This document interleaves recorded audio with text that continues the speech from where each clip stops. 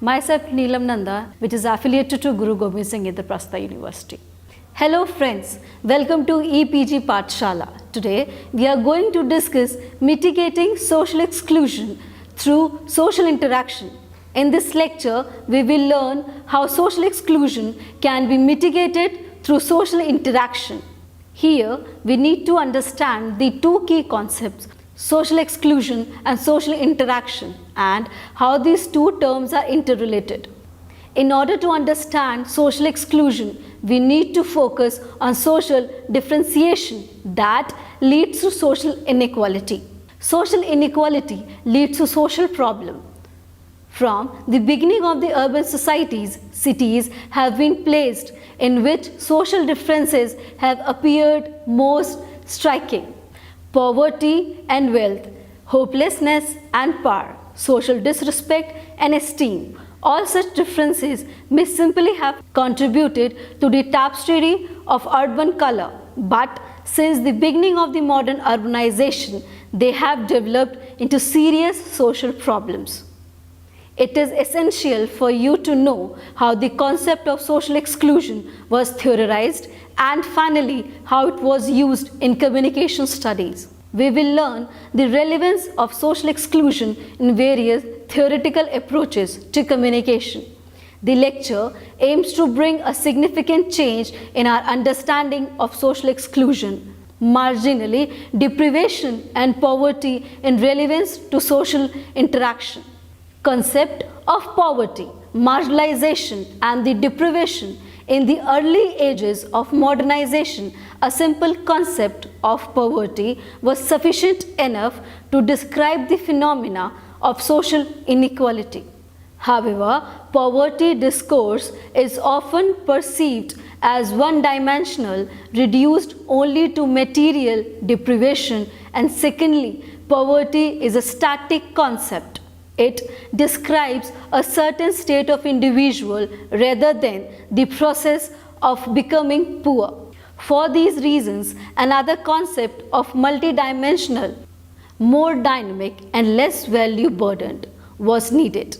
There are at least a few such terms that have been used to describe the phenomena of social differentiations and equality. These include deprivation, marginalization, and exclusion. The concept of deprivation, especially relative deprivation, relates to the psychological feelings of individuals who perceive that they possess few social desirable goods than other similar people.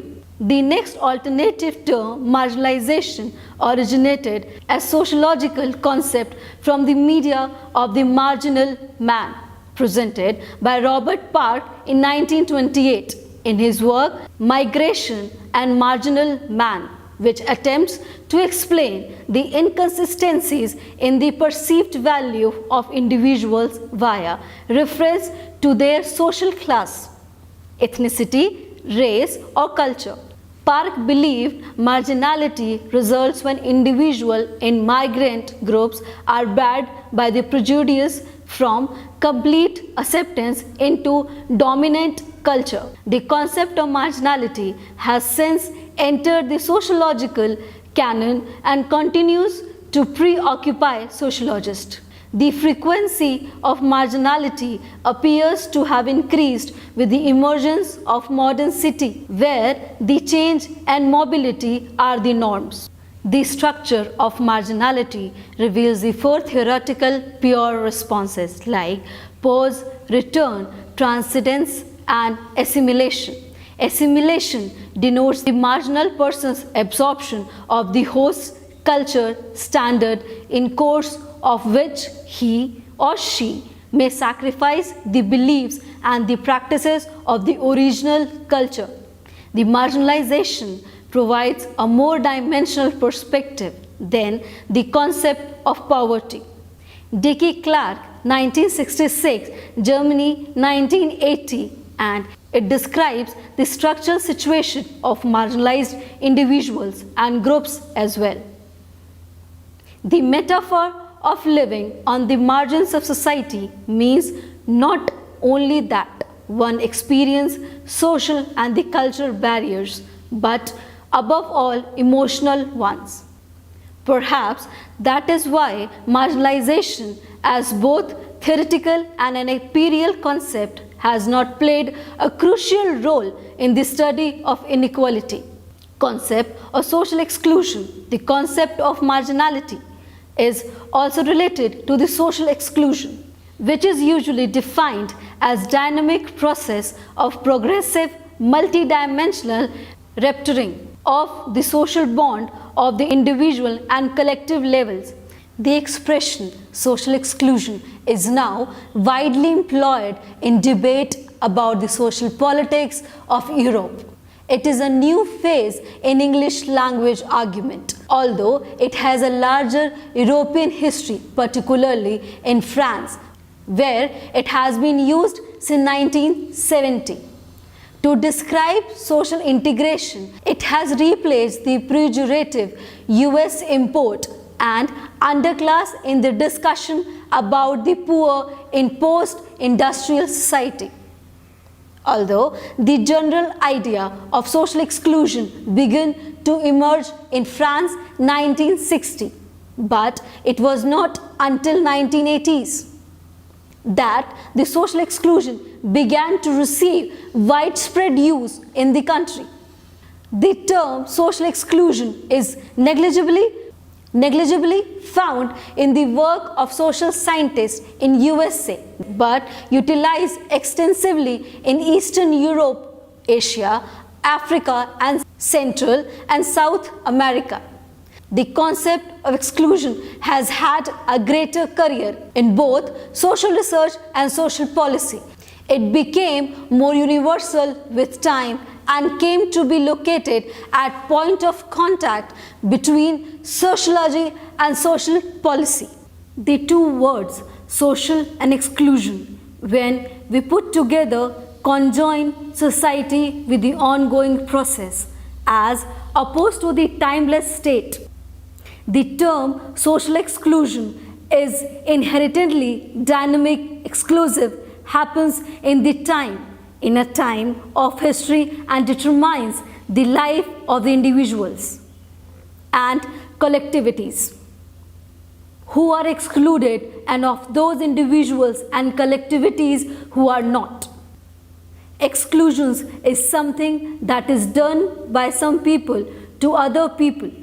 When we talk and write with social exclusion, we are talking about whole society which have consequences for some of the people in that society.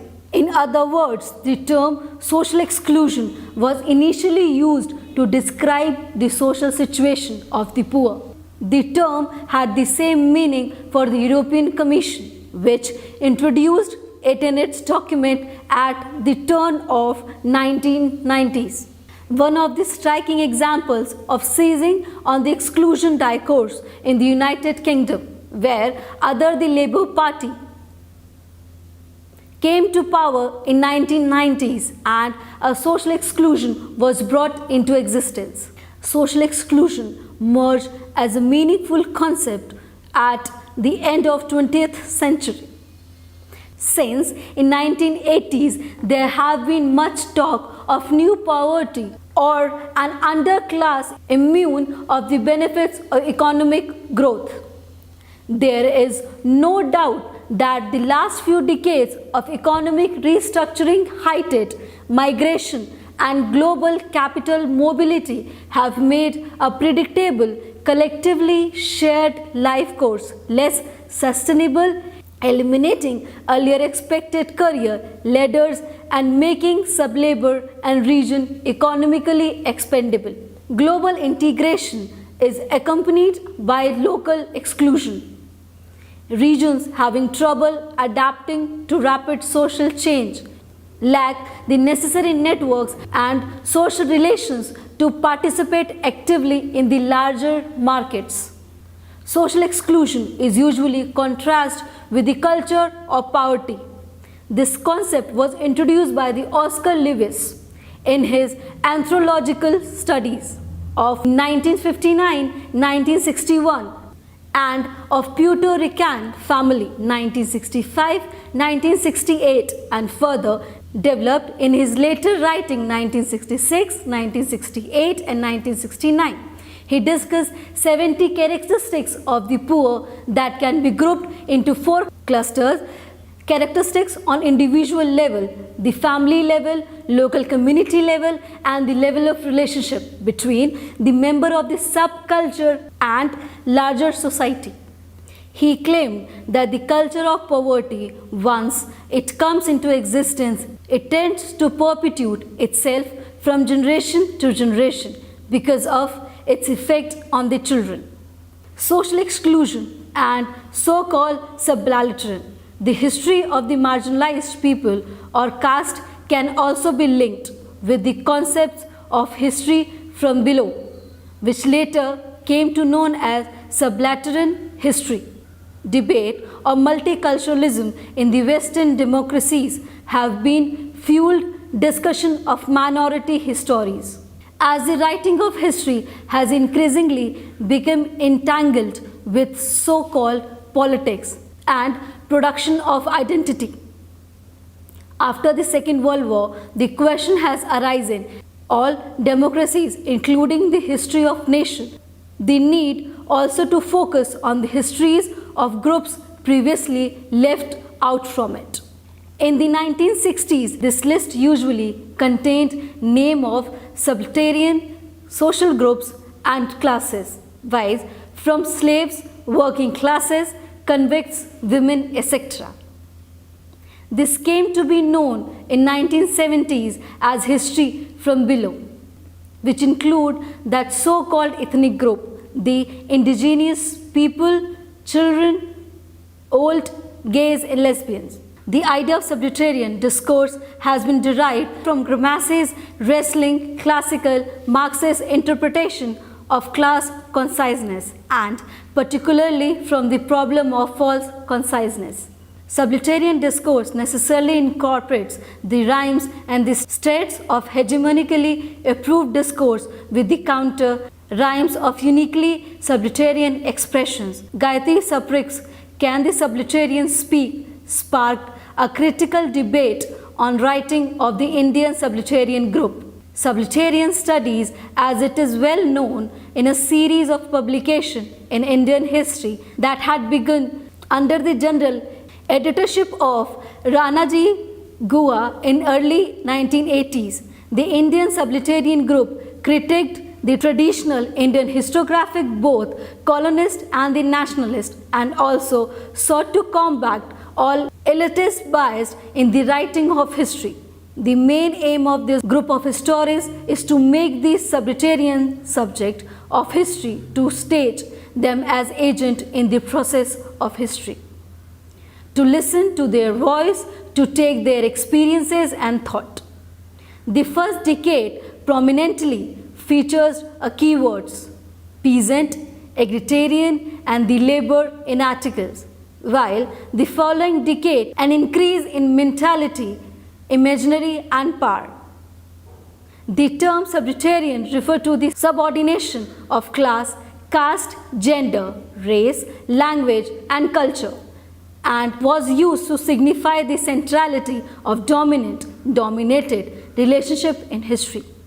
Ranaji Gua suggested that while subaltern studies would not ignore the dominant because subalterns are always subject to their activities, its aim was to rectify elitics basis characteristics. It was called subaltern are thus part of socially excluded group. Social exclusion thus emphasizes the relational aspect of various concepts such as poverty, social inequality, discrimination, segregation, inequality access, alienation and exploitation that are commonly used as single indication of denoted level of deprivation amongst the group and individuals. Thus, social exclusion can be referred to the excluded as consisting not only to the poor but also a wide variety of people, namely the social misfits. There is no absolute social exclusion and an individual can be declared socially excluded only with respect to the society of which he is considered to be a member. Another relative feature is social exclusion depends on the extent of which an individual is able to associate or identify with others. Social exclusion is also a central concern of social science. Social exclusion and integration or interaction. The opposite of social exclusion is social inclusion or integration. Integration means incorporation into the structure of society. The first definition in the classic meaning derived from Durkheim, having the same meaning as assimilation. The excluded should become the part of dominant culture. The meaning of integration has often used in ethically race and identity studies. The second, a more contemporary denotation of integration is less oppressive in it. Most of Lex explicitly implies accommodation of both the excluded and the dominant society. The fundamental features of social life is social interaction. Socialization results from the social interaction. By social interaction, we refer to interdependency among the individual, in which the references, beliefs and constraints faces by one person and are directly influenced by the characteristics of the others. Interactions stand at the heart of micro-sociological tradition as we study the way in which individuals act and react in relation to one another. Within this endeavor, sociologists have attended almost exclusively to exchange between humans. Most social theorists have argued the social interaction requires certain capabilities that only human possess. Weber, 1974, believes that those who lack this quality are merely reactive and hence involved in something non-social. Social interaction and media. The mass media of communication play the vital roles in the contemporary society to tell us who we are, who we should become, and why people interact with the media to construct their identities. Media act as a watchdog to protect public interest against malpractice and create public awareness. From the days above, media have remained an integral part of human civilization. The edicts of kings and the emperors like Chandragupta Maurya, Ashoka, to medieval Indian mass gathering to modern days. Audio, video and print media has always taken a pivotal role in shaping a society. During the days of freedom struggle, newspapers like Tilak's Maratha, Gandhi's Young India acted as platform to place the demands of common Indian nationalhood. During independence era, Indian media has grown up phenomenally and total comprise of more than 50,000 newspapers, hundreds of television and radio channels. The immigration, ethno-culture groups, single mothers, lesbians, bisexual, gay or transgenders or who are from low income group are all examples of stigmatized others. These groups are often portrayed as the most deviant or troublesome. At any particular time depends largely on media priorities, cultural trends and political currents. The media reproduce part of daily discriminatory practices among members of marginalized community, either in derogatory and abusive text or speeches or by way of other strategies employed for marginalization and exclusion from other media courses. On the other end, media has produced discourse that strive to identify the problems regarding discrimination and social inclusions of members of marginalized communities. Kenneth J. Cooper, an African American and then New Delhi bureau chief of Washington Post, noted in mid-1990s that India's majority low caste are minor voices in newspaper. Due to the last 2 decades coverage of the Dalit issues in the mainstream Indian media is more than earlier. After 1990, the year of Ambedkar centenary, Dalit movements got visibility in several states. The other important factors includes the emergence of non-governmental organizations and human rights activists who were also keen in exposing several atrocities admitted against Dalits. In Tamil Nadu, the English print media, especially Outlook, Frontline, Hindu and the Indian Express gave more space for Dalit issues than Tamil newspapers and periodicals. The English media was keener on narrating the violence against Dalit than questioning the system of caste and the state policies on Dalits. But media black out the Dalit icon such as B.R. Ambedkar, Dalit movement and their alternative value system. Although media is forced to give space, but it operates on the ideology of reductionism, through which the universal idea of equality, fraternity and justice is reduced to the certain issues such as reservation. Through such reductionism, a third layer of marginalization is introduced, whereas stigmatization. So, while media may be discussing Dalit icons, movement and value system, there is a stigma attached to the media coverage of all of them. Therefore, Ambedkar, who is nowhere less than a chromatic national leader, will be stigmatized as Dalit leader and Dalit movement as only a movement for reservation. Issues such as caste, atrocities, landless labours, etc. will never be brought into discourse. However, as the English media operate at all India level, they have to exhibit themselves as progressive before the nation. At the same time, they were more too keen on narrating the violence against the Dalit than questioning the system of caste and state policies on Dalits. A little different picture has been noticed in USA regarding representation of the socially excluded classes. The American Society of News Editors, ASNE, found that the black or other social minorities comprised only of 3.95% of the journalist workforce in America. At the annual conference in 1978, it set a year 2000 goal. By 2000, blacks and other must have proportionate representation in all the American newspapers.